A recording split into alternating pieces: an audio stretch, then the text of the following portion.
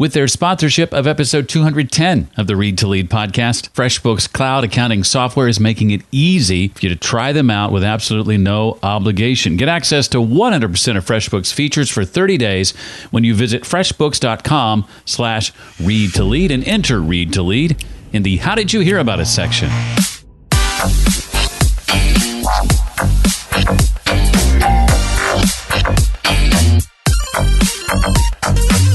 Hi, I'm Todd Henry, author of Herding Tigers, Be the Leader That Creative People Need. Hone your leadership skills with every listen. It's the Read to Lead podcast with my friend, Jeff Brown. Hi, and welcome to the Read to Lead podcast, the podcast dedicated to your personal and professional growth. I'm the host, Jeff Brown, and I believe that if you desire to achieve true success in business and in life, then intentional and consistent reading is a must.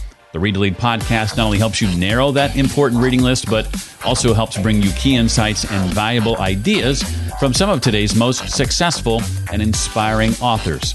If there's one thing I love to do, it's read. And I cannot even begin to tell you what reading intentionally and consistently has done for my life and career the past 15 or 20 years. It's been truly amazing. Another amazing thing that has helped me, especially in the last 5 years, is the Mastermind groups I've been a part of. And that's what I want to talk to you about today. No guest visiting us today, but instead sharing from my experience on how to start and facilitate a mastermind group, something that has impacted my business tremendously and my personal life amazingly in the last 5 years, and I think can help yours too. Maybe you're wondering, well, what is a mastermind exactly? You've probably heard that term before. Maybe you kind of have an idea what it is. Well, the origination of the term probably began with Napoleon Hill and his book, Think and Grow Rich, which was first published, I believe, in 1937. And in that book, Napoleon Hill defines a mastermind as the coordination of knowledge and effort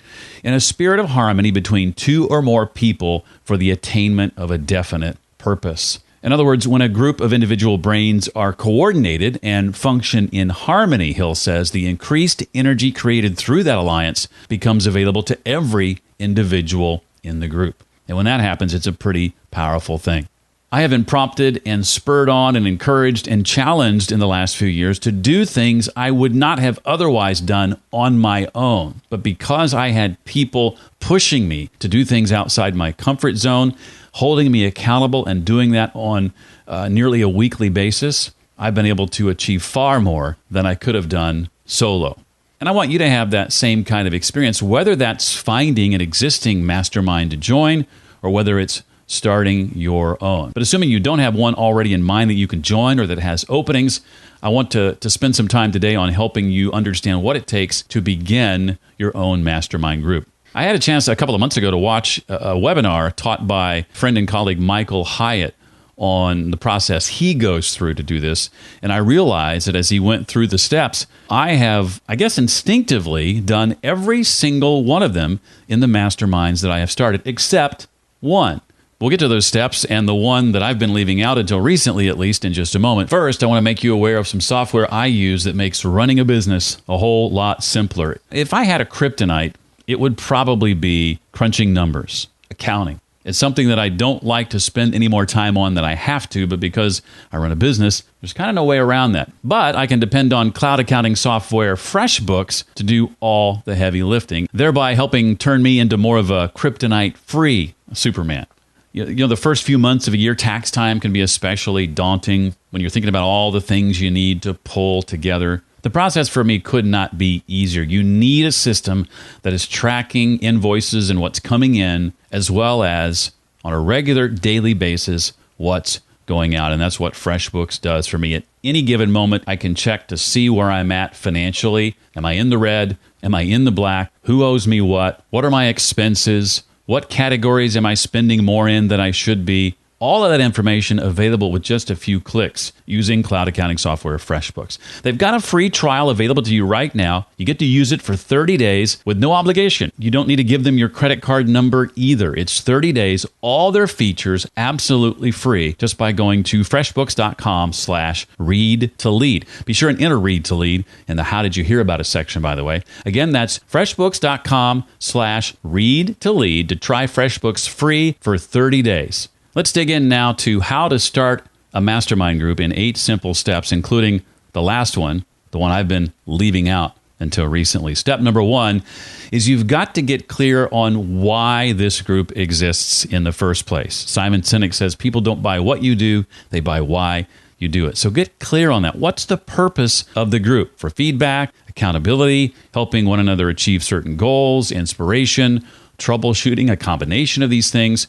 Get clear on that and write these things down. You'll want to write them down because in step 3, we're going to publish those objectives. So hold on to that thought for just a moment while we look into step 2. And step 2 is to decide who's a good fit for your group. In a recent group I started, I went so far as to identify business owners who also want to leverage a podcast to help grow their business as the kind of people I was looking for my mastermind group. I wanted everybody to have that theme, that experience in common. Whatever the purpose of the group is, whatever your objectives are, there probably at the very least should be one common thread that ties everybody in the group together. And additionally, you're going to want people who are optimistic, people who are can-do and committed, and you'll want to attempt to screen for that. The screening process is a part of step 3. You'll want to take what you've written about step number 1 and getting clear on your objectives, and step number 2, describing the kind of person who's a good fit for your group, and publishing that to the web, either on a static web page or via, say, a Google Doc. I think the web page is better, but if you're not able to do that, then a Google Doc will suffice. Go back to step 1, look at what you've written, and on your web page or in your Google Doc, describe the objectives of the group, what the purpose of the group is, describe the kind of person you're looking for, and link to a questionnaire. So in other words, go beyond describing the person that's a good fit for your group and provide a link to a brief questionnaire that gets more specific, asking people who fill it in what they're looking for in this group. In other words, what they hope to get out of being a part of it, the things they feel they bring to the table. In other words, what ways they feel they could benefit others in the group. And of course, be sure to ask for basic information like name and email address. As you look over the completed questionnaires, I would consider setting up one-on-one video calls of 15 to 20 minutes with each person you feel, on paper at least, looks like a good fit. Plus, it sort of adds an exclusive nature and feel to the group. You're not just willy-nilly accepting everybody. You're being very particular about who gets in. That's not only going to increase the desire of people to want to be a part, but of course, at the end of the day, and most importantly, it's going to help ensure you get the best people in the group to begin with. Step 4, decide how you're going to structure the group. Is it going to be free to participate, or is it going to be a group where people pay to participate? I highly encourage you to charge a fee. In my experience, when people aren't invested, they don't tend to commit. My friend Michael Hyatt says when people pay, they pay attention. And I think there's a lot of truth to that. Now, how that money is then utilized is up to you. You might put that back into, as I did this past weekend, an in-person event where things like meals and lodging for those visiting are covered. Whatever the case, some level of skin in the game is likely going to be necessary. Again, at least in my experience. Step number 5, now it's time to extend invitations. Start with a list of people you think are solid candidates based on the questionnaire and the one-on-one interviews that you conducted.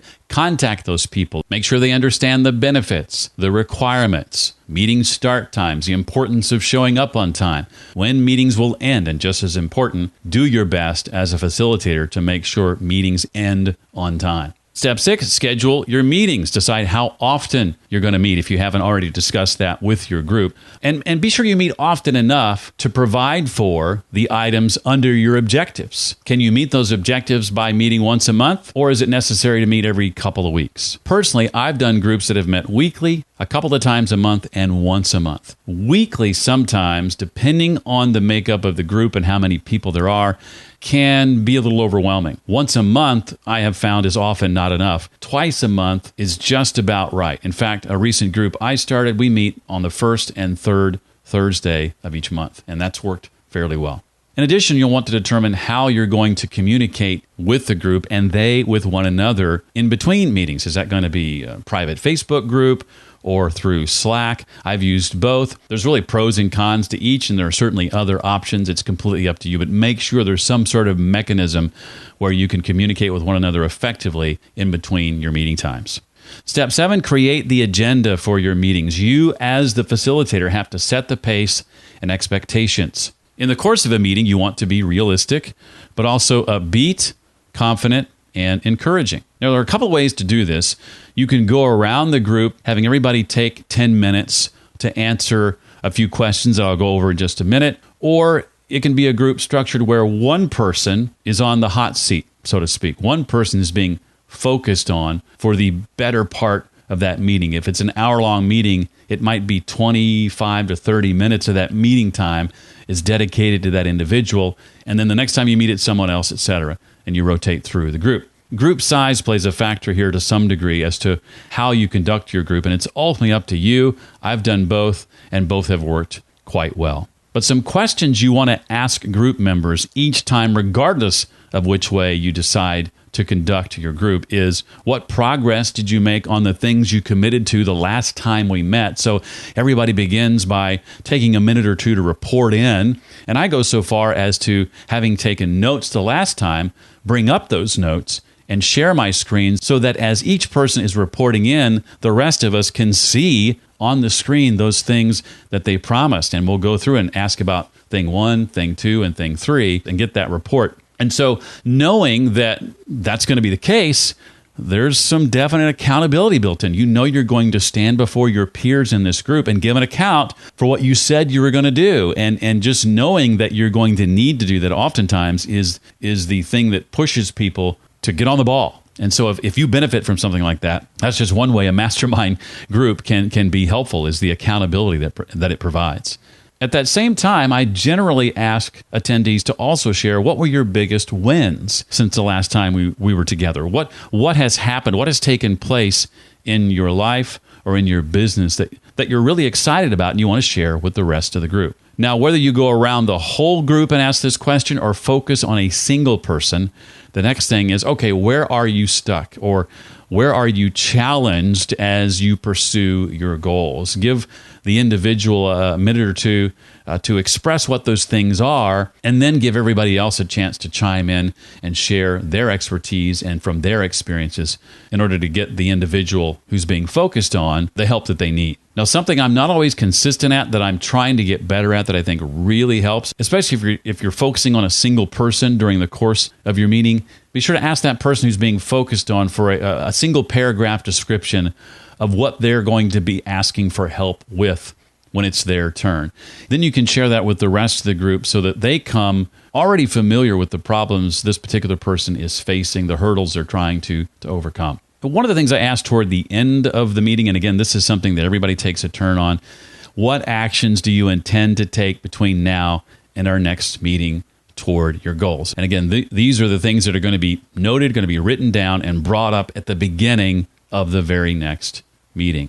All right, and that brings us to step 8. And this is the step that until recently I had not done a good job of including as part of my mastermind experience. And that is, ask for feedback from other group members and adjust as needed. You do want to launch, I think, before you're ready, but then tweak as you go. And asking for feedback is a great way to do that. And one of the things I learned from Michael Hyatt in this regard is not to ask for feedback under the umbrella of what's wrong.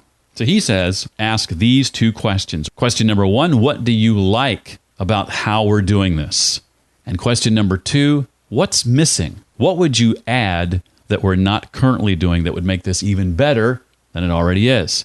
You're going to get much more helpful criticism when you ask the questions that way. Again, what do you like about how we're doing this, number 1, and number 2, what's missing? Now, much like the questionnaire I mentioned earlier, you can set this up via Google Forms, and that way the responses you're getting are confidential, and everyone is much more likely to tell you what they really think.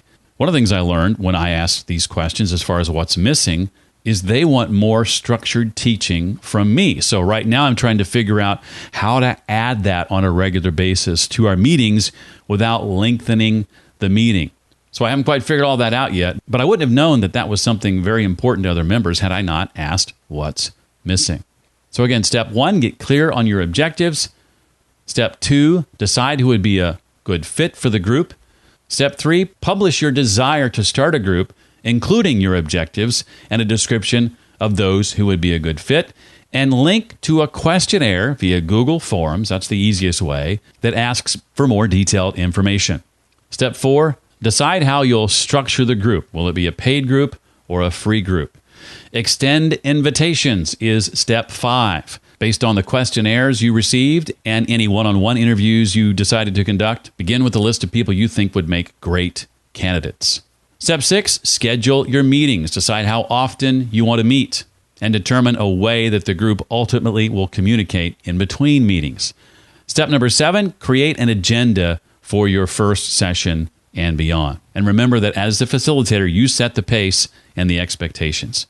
And then finally, step 8, after you've been meeting for a few weeks, maybe a few months, ask for feedback and adjust as needed.